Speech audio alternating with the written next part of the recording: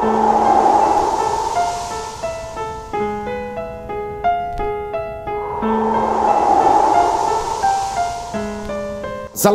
warahmatullahi wabarakatuh. Selamat malam semuanya teman-teman. Selamat datang kembali di channel kesayangan kita, channel Ilo Ekstrim.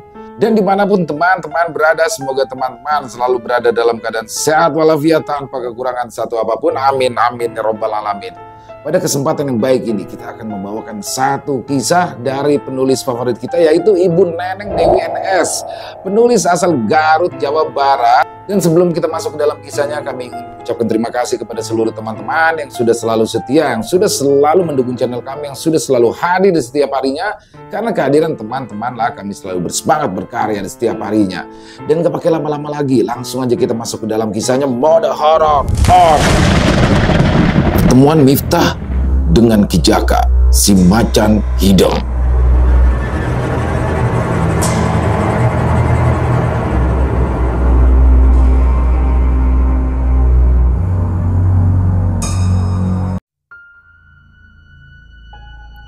Garut, Jawa Barat, sekitaran tahun 2000. Masih di daerah sekitaran Garut Selatan, tepatnya di daerah pesisir pantai Pamampek. Malam itu, bulan bersinar dengan terang, menampilkan cahaya yang sangat indah, menambah indahnya paras langit. Suasana yang hening dan senyap, kian menambah syahdunya suasana malam ini. Hanya suara jangkrik yang bersaut-sautan seakan memberi warna tersendiri. Begitu juga dengan hewan-hewan malam lainnya, sudah mulai berani menunjukkan dirinya. Ada gerombolan kelelawar yang berterbangan di sekitar pepohonan yang berbuah lebat untuk mencari makan. Ada juga gerombolan tikus yang saling berkejaran penuh semangat di sekitaran tumpukan sampah di sudut bibir pantai untuk mencari sisa-sisa makanan.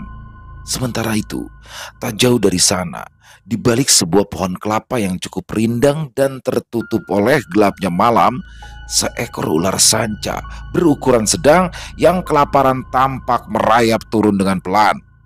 Sesampainya di bawah pohon, ular sanca tersebut memilih diam dan bersembunyi seraya menatap nanar ke arah tikus-tikus yang berada tak jauh dari tempatnya. Ular sanca itu tampak sabar menunggu kelengahan tikus-tikus tersebut. Sebelum akhirnya, dalam waktu singkat, ular sanca itu berhasil mengejar dan melilit seekor tikus yang sedang berpesta di tumpukan sampah, yang lalu tanpa ampun langsung memangsanya hidup-hidup.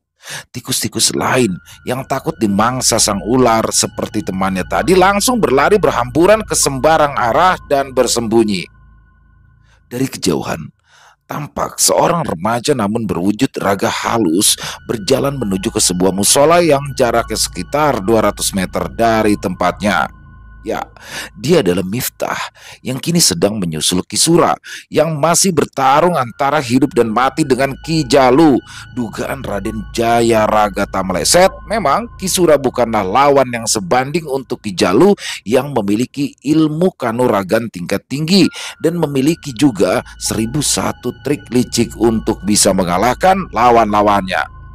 Tepat ketika Miftah datang, Ki Sura dengan wujud aslinya, yaitu seorang laki-laki tua pertapa, terlihat sedang dalam posisi jatuh terlungkup tak berdaya. Sekujur tubuhnya penuh luka.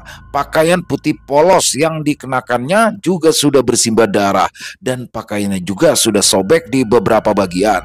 Miftah yang merasa berhutang budi pada Ki Sura menjadi geram kalau melihat kondisi sang Khodam yang dalam kondisi memprihatinkan. Sekarang Mane akan benar-benar mati di tangan Aing Sura. Tidak akan ada orang yang datang menolong, termasuk bocah ingusan dan Khodam sombongnya si Jayaraga itu. Aing yakin mereka berdua pasti sudah mati dicabik-cabik oleh Gandarwa Wiyasa. Kata Ki Jalu dengan jumawa. Lalu Ki Jalu memanggil dari kejauhan lewat siutan salah satu senjata pusakanya yang berupa cundrik berwarna hitam legam. Lalu hanya dalam sekejap mata cundrik yang ujungnya tajam dan mengkilap itu sudah berada dalam genggaman tangan kirinya. Cundrik ini dulunya adalah musuh bebuyutanmu Sura. Kalian pernah bertarung, tapi penghuni cundrik ini berhasil kau kalahkan.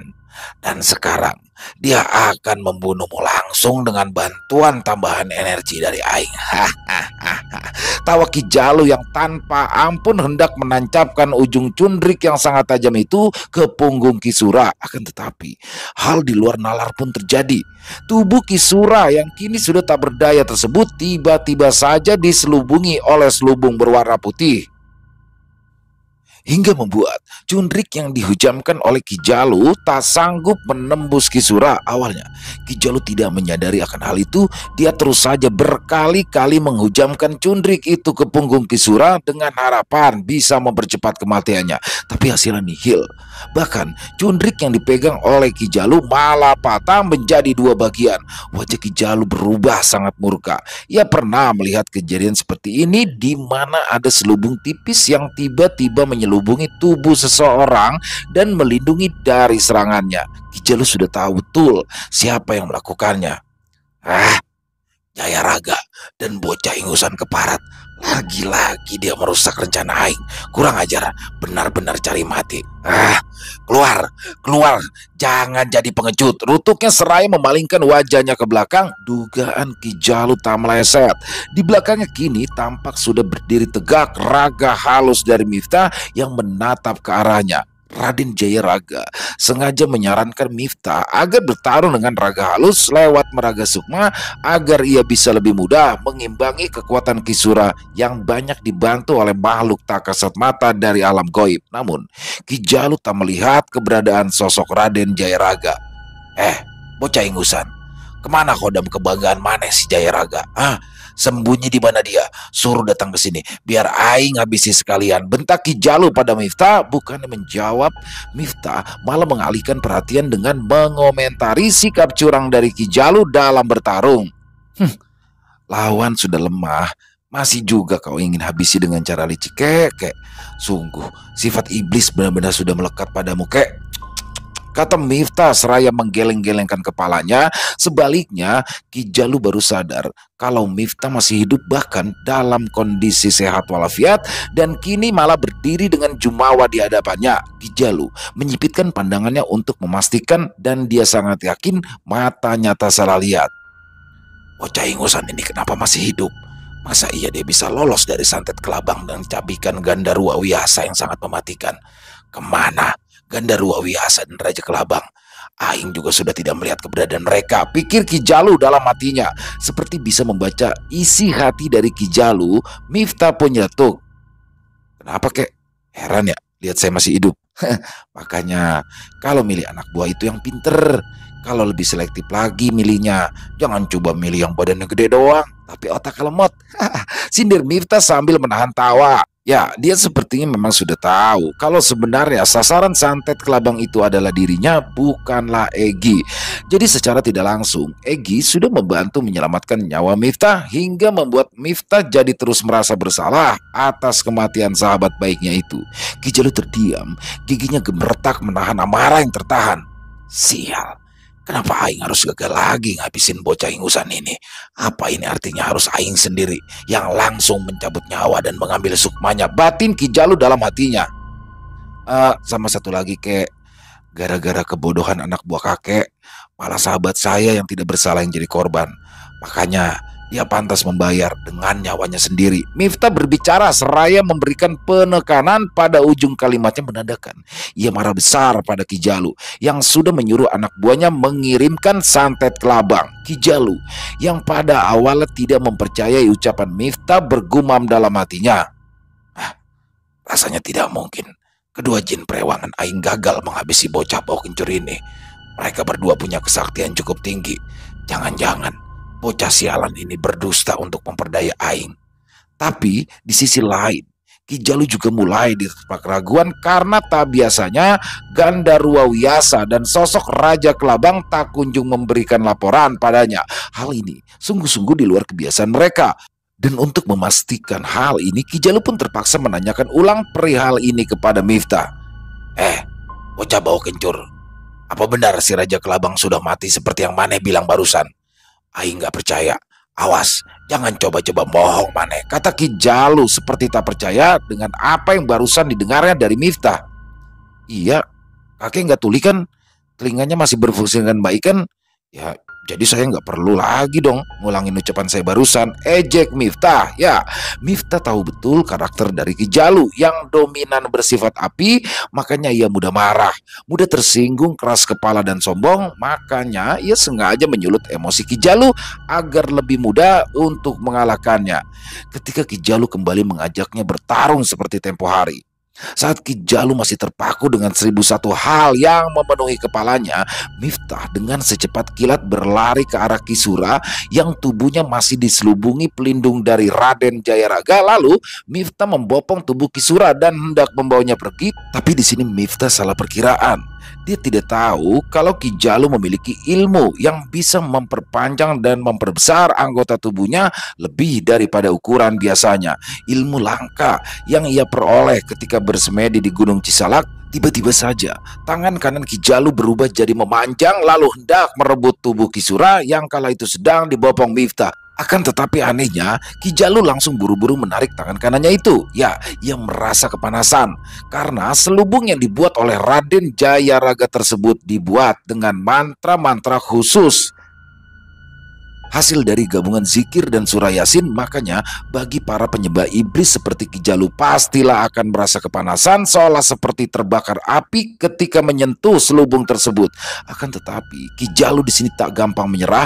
Dengan gesit ia berbalik menyerang Miftah dengan menendang kedua kaki Miftah hingga jatuh terjerembab. Anehnya, Raden Jayaraga yang diam-diam berdiri tak jauh dari sana mengamati gerak-gerik Miftah dan Ki Jalu, sama sekali tidak turun tangan untuk membantu Miftah seperti biasanya.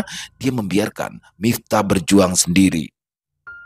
Dan Miftah harus aku biarkan belajar bertarung sendirian agar kemampuannya jadi lebih terasah.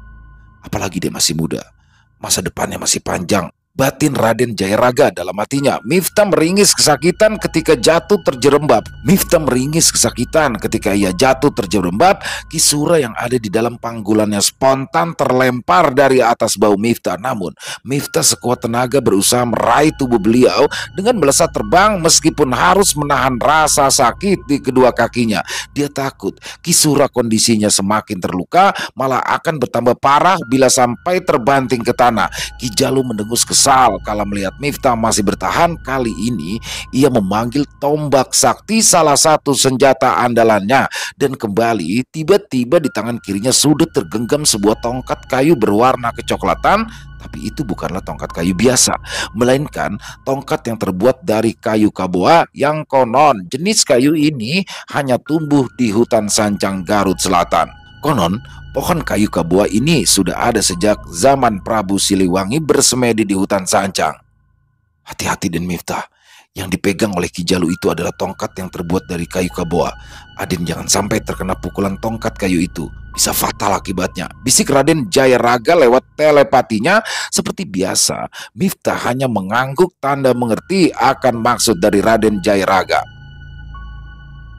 Miftah lalu meletakkan tubuh Kisura perlahan di atas tanah agar ia bisa lebih fokus menghadapi pertarungan dengan Ki Jalu. Lalu ia meraih sabuk yang ada di pinggangnya, sabuk yang sudah menewaskan sosok Raja Kelabang dan juga membuat Gandarwa Wiyasa terluka parah. Kini ia genggam erat di tangan kanannya. Ki Jalu terlihat kaget kala melihat senjata yang dipegang oleh Miftah. Hah? Sabuk itu? Kenapa sabuk itu bisa dimiliki oleh bocah ingusan itu? Apa mungkin dia masih keturunan orang sakti? Gumam Ki Jalu heran. Namun Ki Jalu yang sudah tidak peduli lagi dengan latar belakang Miftah segera mengetuk-ngetuk tongkat itu ke tanah, dan mendadak tanah yang dipijak mereka berdua bergetar. Lalu terdengar suara gemuruh dari bawah tanah. Awalnya suara gemuruhnya pelan, namun lama-lama semakin terdengar keras, persis suara gemuruh tanah longsor. Miftah di sini mulai bersiaga. Tak lupa ia terus melantunkan zikir seraya memegangi erat sabuk yang dipegangnya. Sampai akhirnya tiba-tiba saja tanah tempat Miftah berdiri berubah menjadi retak lalu membelah, membentuk sebuah lubang yang menganga cukup dalam hingga Miftah yang tidak siap sebelah kakinya sempat terjerembab masuk ke dalam lubang. Ki Jalu yang melihat hal itu kembali mengetuk-ngetuk tongkat itu. Hal aneh pun kembali terjadi. Semua retakan tanah tersebut hilang dan lubang dalam yang tadi tercipta mendadak menutup hanya dalam sekejap mata. Set! Miftah meringis kesakitan karena sebelah kakinya kini terjebak dalam lubang menganga yang kini tertutup, membuatnya tak bisa berdiri dan tak leluasa juga buat bergerak. Saat ia memaksakan berdiri untuk menarik kakinya, justru hal itu membuat kaki kanannya sangat sulit ditarik seperti disemen dari arah bawah. Dari kejauhan, Raden Jayaraga sebenarnya tak tega membiarkan majikannya dalam kondisi tak menguntungkan seperti itu, namun ia terpaksa harus tega demi kebaikan Miftah juga. Maafkan saya, Den Miftah, tapi Aden mulai sekarang harus sedikit demi sedikit lepas dari ketergantungan pada saya. Saya yakin Den Miftah bisa mengatasinya, ucap suara halus Raden Jayaraga lewat telepati. Seperti biasa, Miftah di sini hanya mengangguk tanda faham maksud baik dari Raden Jayaraga. Otak Miftah langsung berpikir keras. Bagaimana caranya agar ia bisa terlepas dari jeratan Ki Jalu? Karena kalau ia sampai tak selamat, otomatis nyawa Ki Sura juga akan lenyap, dan Miftah tak mau kalau hal itu sampai terjadi. Miftah masih terus memejamkan mata seraya tak putus-putus berzikir memohon pertolongan dari Tuhan. Bagaimana rasanya, Jang? Sebelah kakinya terjebak di dalam lubang tertutup. Enak tidak? Maneh ingin tahu kenapa si Jayaraga tidak mau membantu? Itu karena dia takut sama tongkat yang terbuat dari kayu bawa ini. Karena kalau sampai tongkat dari kayu Kaboa ini menyentuh si Jayaraga, bisa luntur semua kekuatannya. Kata Ki Jalu sambil tertawa mengejek. Lalu ia memutar-mutar tongkat yang ada di tangannya itu. Miftah yakin saat ini Ki Jalu hanya ingin membuat dia dan Raden Jayaraga terpecah. Dia memilih tak mau ambil pusing dengan semua ucapan negatif dari Ki Jalu. Miftah terus fokus memejamkan mata seraya tak putus-putusnya berzikir meminta pertolongan dari Sang Maha Kuasa. Masih sambil tertawa terkekeh-kekeh, Ki Jalu melangkah mendekat ke arah tubuh Miftah. Rupanya ia hendak menyedot seluruh energi murni yang ada di dalam tubuh Miftah untuk melemahkannya. Dan apabila kondisi Miftah mulai melemah, hal itu akan memudahkan Ki Jalu untuk mengambil paksa sukmanya. Bocah ingusan, ayo katakan apa permintaan terakhir maneh sebelum sukma maneh aing kirim ke dunia jin, ejek Ki Jalu dengan sikap jumawa dan kedua tangan berkacak pinggang. Di luar dugaan, bukannya merasa takut atas ancaman dari Ki Jalu, Miftah justru malah bersikap santai dan sempat-sempatnya balas mengejek laki-laki parubaya yang sangat terobsesi untuk menghabisinya itu. Ya jangan gitu dong kek, saya kan masih muda, saya masih belum mau mati. Harusnya kan yang duluan dikubur itu kakek kan udah bawa tanah.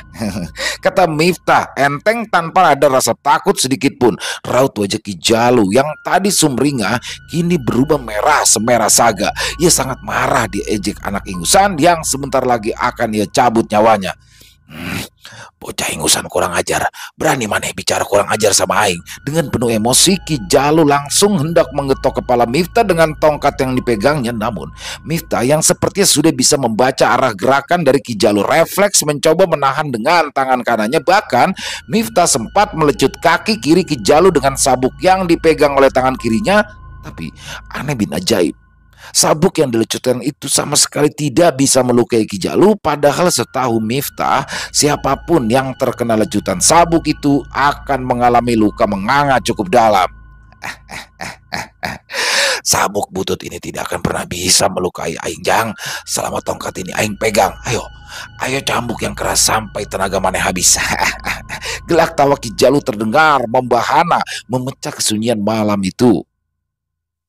Lalu Ki Jalu melanjutkan niatannya hendak menggetok kepala Miftah karena dia yang juga sudah mulai lelah. Energinya sudah banyak terkuras sehabis pertarungannya dengan Ki Sura tadi. Ki Jalu ingin segalanya cepat selesai agar ia bisa beristirahat. Diam-diam, rupanya Ki Jalu juga memiliki niatan jahat. Ia hendak merebut sabuk keramat yang dipegang Miftah dan ia akan menjadikannya sebagai tambahan koleksi benda-benda kliniknya. Juga bisa nantinya dijadikan senjata untuk melawan para musuh yang mengajaknya adu ilmu kanuragan. Miftah yang memang sudah tidak takut dengan kondisi seburuk apapun yang akan terjadi padanya sudah berada di fase ikhlas. Ia kembali memejamkan mata dan makin mengencangkan wirid dan zikirnya. Pukulan tongkat Ki Jalu rupanya meleset karena tiba-tiba saja ada desiran angin yang cukup kencang hingga sanggup menggoyangkan arah pukulan tongkat tersebut. Kini tongkatnya malah jadi memukul tanah yang berada di samping kanan Miftah. Sontak kembali terdengar suara gemuruh dari dalam tanah yang membuka bagian tanah yang tadinya sempat membelah lalu tertutup rapat. Miftah yang ikut mendengar suara gemuruh itu langsung membuka matanya. Dia juga ikut merasakan kalau kini kaki kanannya bisa digerakkan kembali, tak lagi terhimpit bongkahan tanah seperti tadi. Alhamdulillah, akhirnya pertolonganmu datang juga ya Allah, kata Miftah seraya mengusap kedua wajahnya dengan kedua tangan. Hal berbeda di sini dirasakan oleh Ki Jalu. Dia geram, ada yang tiba-tiba datang membantu Miftah, namun dari aura energi yang ia rasakan jelas itu bukanlah berasal dari Raden Jayaraga. Hei, siapa orang yang sudah berani ikut campur urusan aing?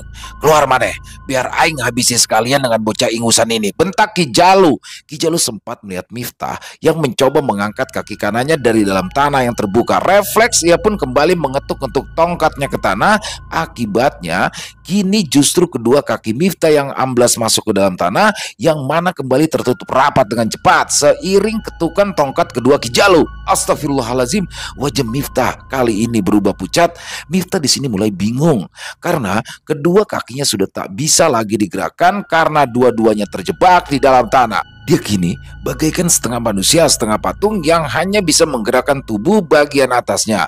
Hanya kedua tangannya saja yang bebas bergerak, tapi itu pun tak bisa membuatnya maksimal membalas serangan dari Ki Jalu yang datang bertubi-tubi.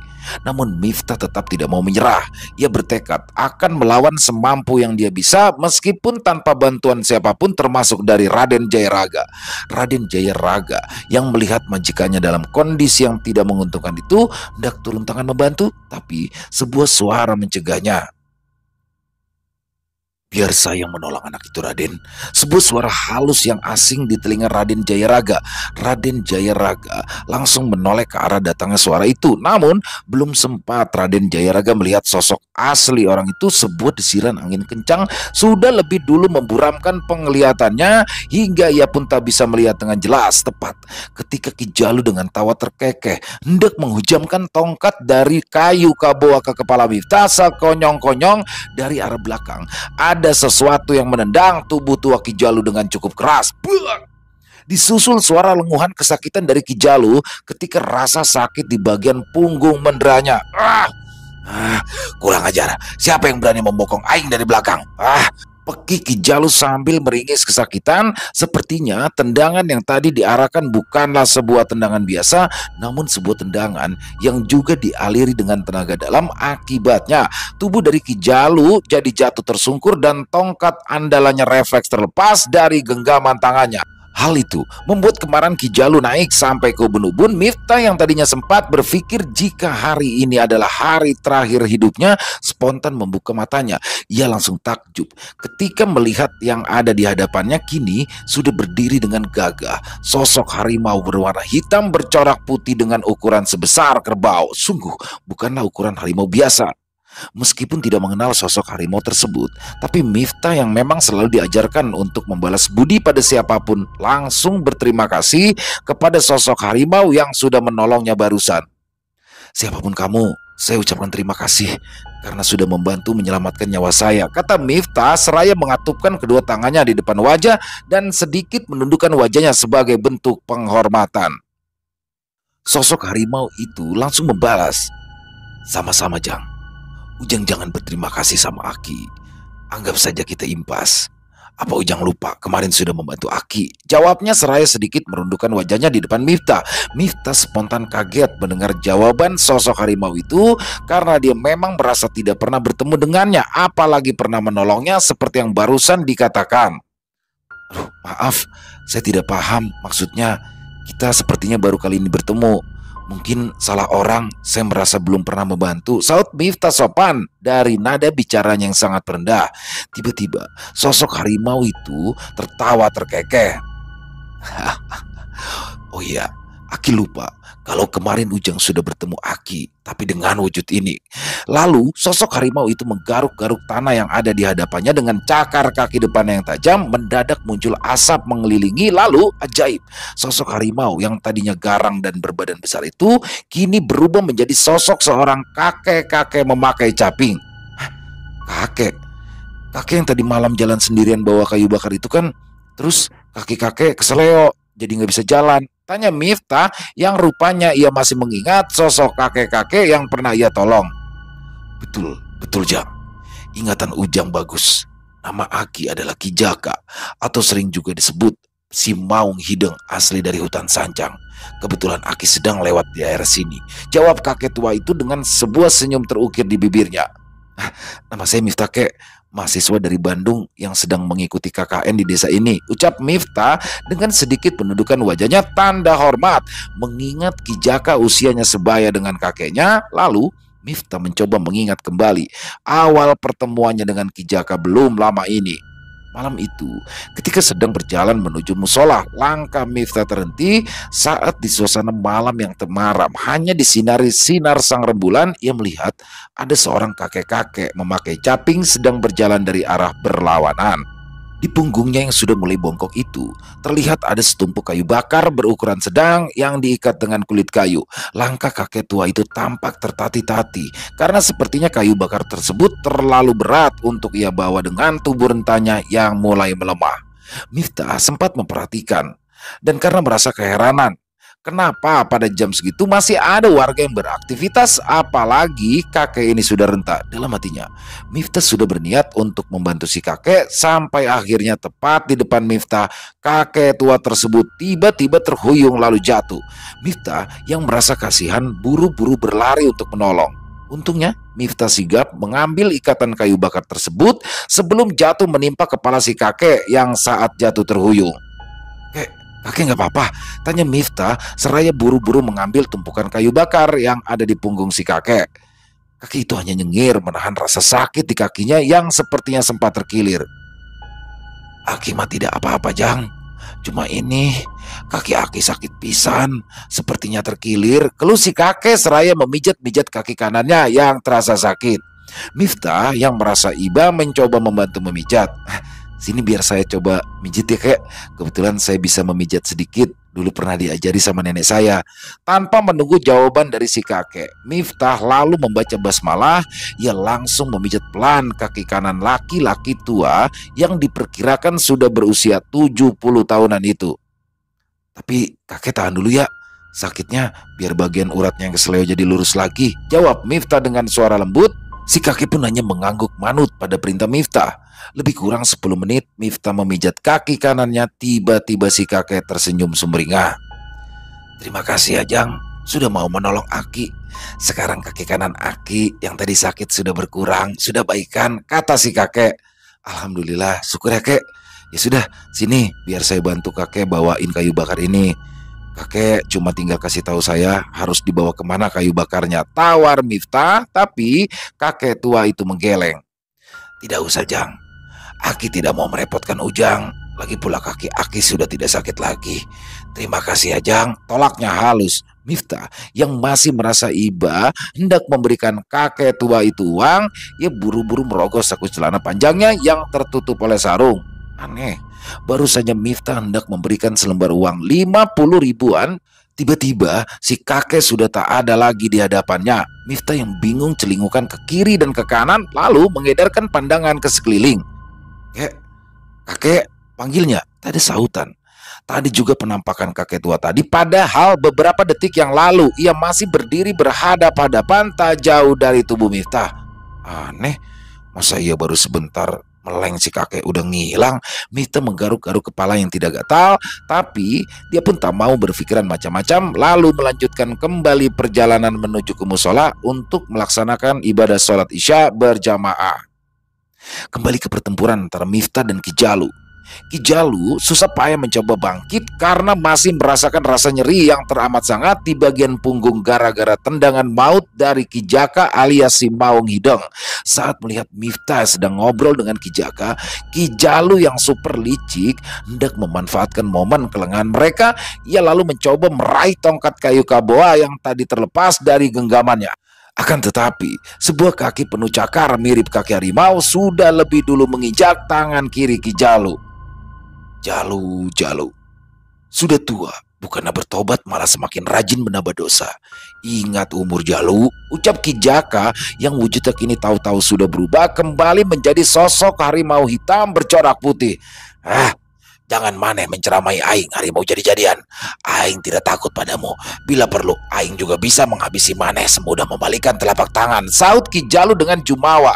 Ki Jaka tidak tahu kalau Ki Jalu bukan hanya dijuluki dukun santet paling sakti di tanah Pasundan, namun dia juga memiliki banyak sekali ajian ilmu hebat yang ia miliki. Salah satunya ajian ilmu pelentur tulang. Ya, ajian ini memungkinkan tubuh atau bagian tubuh dari Ki Jalu bisa berubah fleksibel, lentur dan licin seolah seperti belut. Maka dari itu, meskipun tangan kirinya tadi sempat diinjak oleh kaki Ki Jaka, dengan mudahnya Ki Jalu bisa melepaskan tangannya dengan ajian pelentur tulang. Dan kini, hanya dalam hitungan detik, Ki Jalu berbalik menyerang Ki Jaka, dan entah bagaimana awalnya, Ki Jalu dengan sigap, tahu-tahu tangan kanannya sudah memegang sebuah rantai besi, lalu dengan cepat mengalungkan rantai besi tersebut ke leher Ki Jaka. Belum sempat Ki Jaka melepaskan diri, Ki Jalu dengan bengis kemudian menarik paksa rantai besi tersebut hingga Ki Jaka megap-megap kesulitan bernafas. Keempat kakinya mencoba mencakar-cakar tanah, namun itu malah membuat sosoknya yang besar terjatuh ke tanah dengan posisi terlentang. Ini balasan untuk orang yang suka ikut campur urusan aing. Tadi si Sura, sekarang giliran maneh Jaka. Ki Jalu semakin kuat menarik rantai besi yang membelit leher sosok harimau dari hutan sancang tersebut. Aku harus menyelamatkan Ki Jaka. Ya Allah, tolong mudahkanlah hamba. Bismillah. Miftah yang tak tega melihat kondisi sosok Ki Jaka yang hampir meregang nyawa di tangan Ki Jalu, seolah seperti mendapatkan kekuatan baru. Diiringi suara takbir, Miftah mencoba memukul-mukulkan sabuk yang digenggamnya meskipun tubuhnya masih dengan kedua kaki terbenam di tanah. Allahu Akbar, la haula wala quwata illa billah, teriak Miftah. Mendadak tanah di sekitaran Miftah bergemuruh dari dalam, disusul membukanya tanah yang tadi menutup dan menjepit kedua kaki Miftah hingga akhirnya ia pun bisa bebas bergerak. Tanpa membuang waktu, Miftah pun langsung meloncat ke atas, lalu ia melemparkan sabuknya ke arah Ki Jalu yang masih sibuk menarik rantai besi di leher Ki Jaka. Lemparan sabuk yang sudah diisi dengan tenaga dalam tersebut dengan telak mengenai kepala Ki Jalu. Pekik kesakitan terdengar dari mulut Ki Jalu. Pegangan tangannya ke rantai besi pun langsung terlepas, tubuhnya terhuyung ke belakang lalu ambruk. Hanya tetesan darah yang tampak mengucur dari kepala, telinga, dan hidungnya. Ya, Ki Jalu sudah terkena sambaran cambukan sabuk keramat milik Miftah. Kalau tadi dia sempat tidak merasakan efek apapun saat terkena cambukan sabuk tersebut, semua itu karena ia yang masih memegang tongkat kayu Kaboa yang mana bisa menetralisir apapun kekuatan senjata pamungkas dari lawan. Akan tetapi, gara-gara tadi pegangannya pada tongkat kayu Kaboa terlepas saat ia ditendang oleh sosok harimau hideng Ki Jaka, Ki Jalu jadi tak lagi kebal pada senjata apapun. Dan kini, Ki Jalu seperti mendapat teguran atas semua kesombongannya. Nafasnya megap-megap, seperti orang yang sedang sakaratul maut. Meski sesekali, helaan nafasnya masih terdengar lemah, Miftah pun segera berlari menuju Ki Jaka yang masih terikat rantai besi. Miftah mencoba melepaskan ikatan rantai tersebut, tapi ia gagal meskipun sudah semua cara ia coba. Dan untuk pertama kalinya, Raden Jayaraga pun turun tangan membantu. Hanya dengan sekali tiupan, rantai besi yang ada di leher sosok Ki Jaka pun terlepas dengan sendirinya. Wajah Miftah begitu sumringah. Terima kasih banyak Raden, ucapnya. Raden Jayaraga hanya mengangguk. Dalam hatinya, ia kagum akan sikap dari Miftah yang pantang menyerah dalam mengatasi semua masalahnya. Dia ikut bangga kali ini Miftah berhasil lulus dalam ujian yang diberikannya. Karena memang Raden Jayaraga bukan hanya ingin menjaga dan membantu Miftah, tapi dia juga ingin mengajarkan kemandirian pada manusia yang ada di sampingnya itu agar tidak selalu bergantung padanya. Terima kasih banyak, Raden. Kali ini ucapan terima kasih keluar dari mulut Ki Jaka. Sama-sama Ki Jaka, jawab Raden Jayaraga. Tiba-tiba Miftah seperti teringat sesuatu. Oh iya, mari kita bantu sembuhkan luka Kisura, Raden. Ajaknya seraya melirik ke arah Raden Jayaraga. Kemudian Miftah juga melirik ke arah Ki Jaka yang masih mengelus-ngelus luka bekas rantai di lehernya. Kek, apa kakek juga mau ikut? Tanya Miftah kepada Ki Jaka, namun tawaran dari Miftah pun langsung ditolak secara halus oleh Ki Jaka. Maafkan Aki Jang, Aki mau meneruskan perjalanan dulu. Mungkin nanti di lain waktu Aki bisa ikut bergabung dengan kalian berdua, jawab Ki Jaka seraya mengangguk hormat kepada Miftah dan Raden Jayaraga sebelum akhirnya pamit lalu sosoknya menghilang di kegelapan malam. Raden, sepertinya Ki Jalu juga terluka parah, kata Miftah seraya menunjuk ke arah Ki Jalu yang masih terbaring lemah di atas tanah seperti orang yang sedang sekarat. Ya, betul. Tidak ada salahnya. Kita harus menolong, membantu mengobati luka dalam dari Ki Jalu atas dasar kemanusiaan, jawab Raden Jayaraga sambil tersenyum. Akan tetapi baru saja mereka berdua hendak melangkah mendekati tubuh Ki Jalu, dua tendangan tiba-tiba menghajar dada mereka berdua. Belum sempat mereka berdua melihat siapakah orang yang sudah lancang melancarkan tendangan, sosok bayangan berwarna hitam itu sudah duluan kabur dengan memboyong tubuh Ki Jalu menjauhi mereka berdua. Saking cepatnya gerakan sosok bayangan hitam tersebut, Miftah dan juga Raden Jayaraga jadi tidak bisa memastikan apakah itu manusia atau jin. Akhirnya mereka pun memutuskan untuk membawa tubuh Kisura ke teras musola agar bisa diobati di sana. Luka dalam dan luka luar dari Kisura tak kalah parah. Butuh waktu untuk menyembuhkannya, namun itu bukan halangan bagi Miftah dan Raden Jayaraga untuk membantunya. Nun jauh dari perkampungan padat penduduk, tampak sebuah rumah panggung sederhana terbuat dari kayu jati beratapkan tumpukan daun rumbia yang sudah mengering. Rumah sederhana itu seperti terdiri dari dua rumah yang berbeda namun disatukan dan hanya dipisahkan oleh sebuah pintu berwarna hitam. Karena di belakang rumah utama ada sebuah bangunan lagi mirip sebuah kamar tapi selalu terkunci dari luar dan tidak ada seorang pun yang boleh memasuki ruangan khusus tersebut kecuali si pemilik rumah. Bahkan istrinya sendiri juga dilarang keras untuk memasuki ruangan tersebut, dan bila aturan itu sampai dilanggar, si pemilik rumah tak akan segan untuk menghukumnya. Namun di balik kesederhanaan bentuk rumah itu terkesan memiliki aura yang sangat tak biasa, sebuah aura yang jarang sekali ditemukan pada rumah-rumah kebanyakan.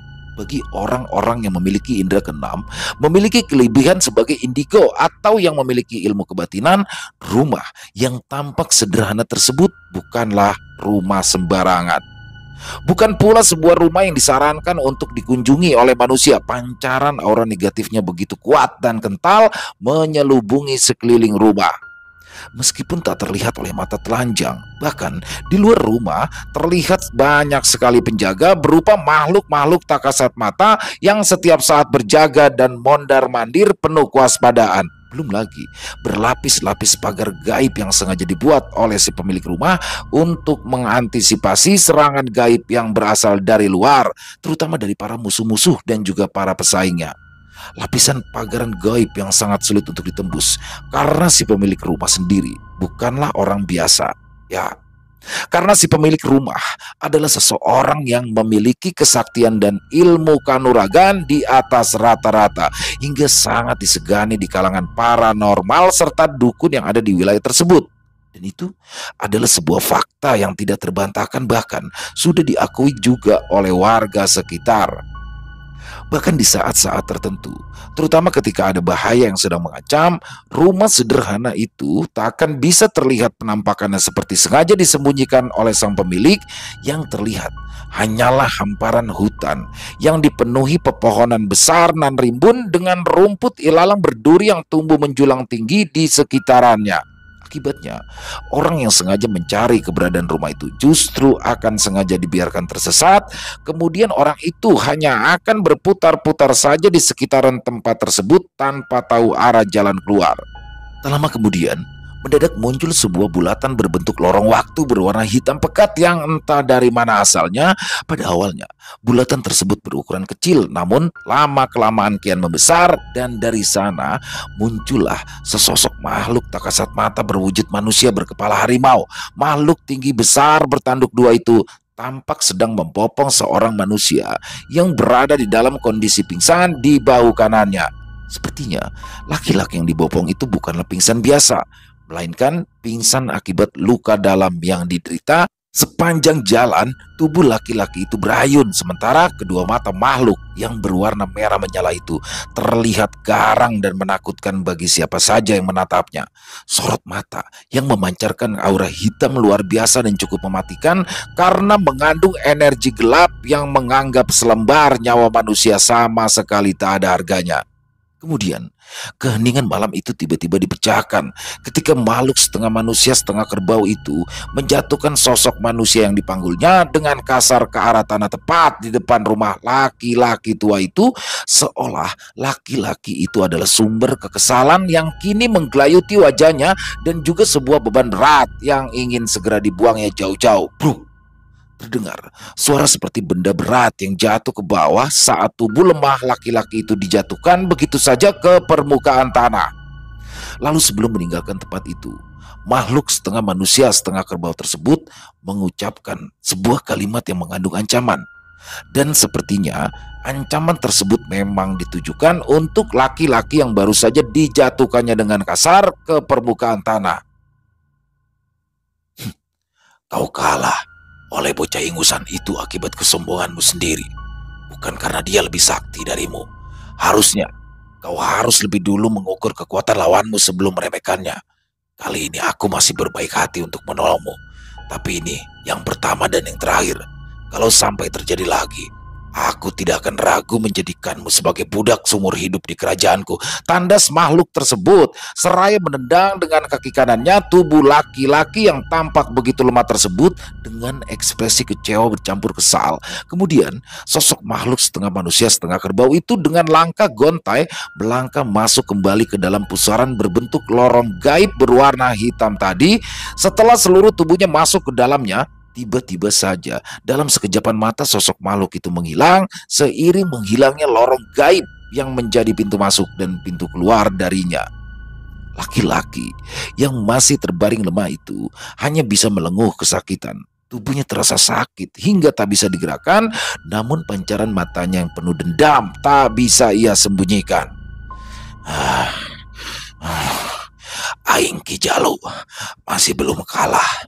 Lihat saja nanti bocah ingusan itu yang akan Aing jadikan tumbal selanjutnya, batinnya dalam hati. Tak lama kemudian Ki Jalu terbatuk-batuk, lalu cairan kental berwarna merah pekat pun keluar dari mulutnya. Tak lama kemudian ia pun jatuh pingsan. Tak ada sesuatu apapun yang abadi di dunia ini.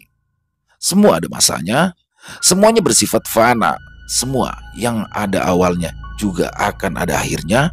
Hanya Tuhan Sang Penciptalah yang kekal abadi sebagai satu-satunya penguasa langit, bumi, dan seisinya.